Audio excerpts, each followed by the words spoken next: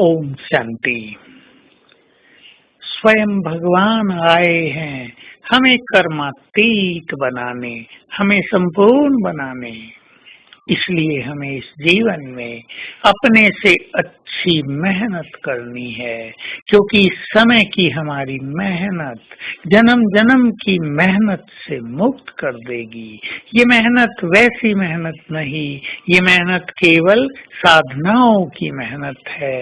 ये मेहनत मन बुद्धि को एकाग्र करने की मेहनत है। ये मेहनत थोड़ा सा समय निकालकर योग अभ्यास करने की मेहनत है।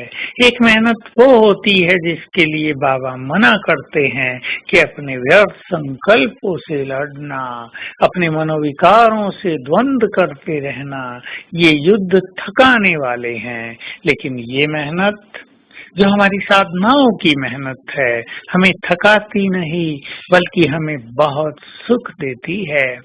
तो हम कर्मातीत अवस्था को प्राप्त करें और इसकी अभी से प्रैक्टिस करें कि हम कर्मों के प्रभाव से मुक्त रहें। अर्थात कर्म तो हम करते हैं, लेकिन उसका जो इफेक्ट होता है, जिसको बाबा कर्म कॉन्शियसनेस कहते हैं, उससे जरा बाहर चलें।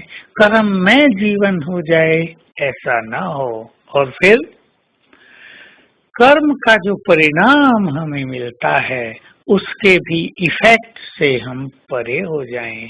कर्मों का इफेक्ट मनुष्य के ऊपर बहुत आता है।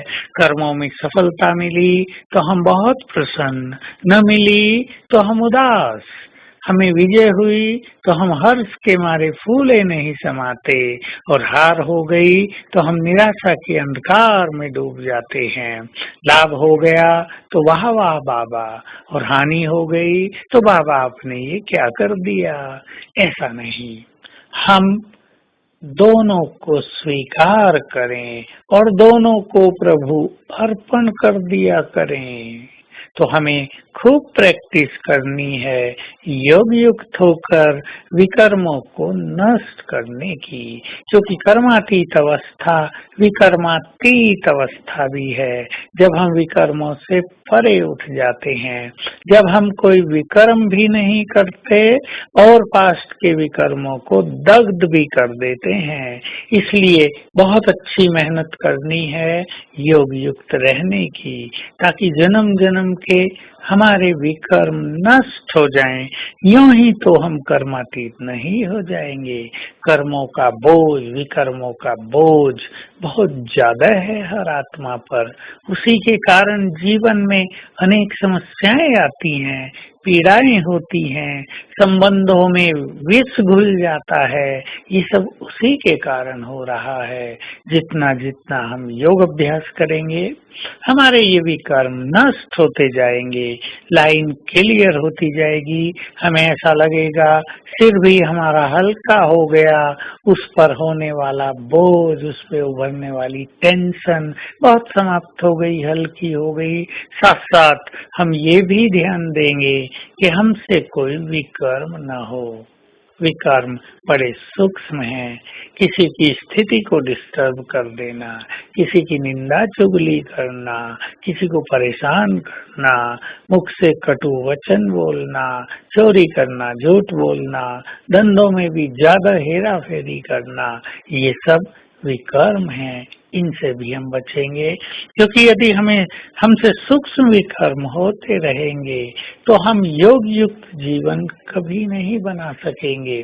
तो आइए संकल्प करें, मुझे अपने सभी खजानों को सफल करना है। एक एक सेकंड सफल करना है, एक एक श्वास सफल करना है, एक एक संकल्प सफल करना है, क्योंकि यही तीनों किसी मनुष्य को सबसे महान बनाने वाले या सबसे नीचे ले जाने वाले हैं।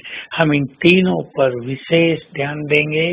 तो आइए आज दृढ़ संकल्प करें, हम अपने योग युक्त होने के पुरुषार्थ की स्पीड को और तेज करेंगे। समय समीप आता जा रहा है।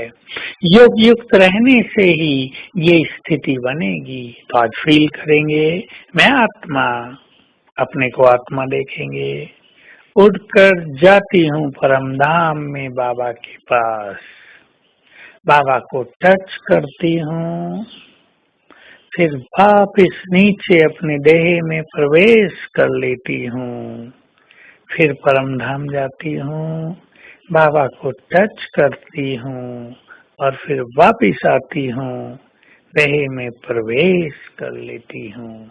ओम शांति।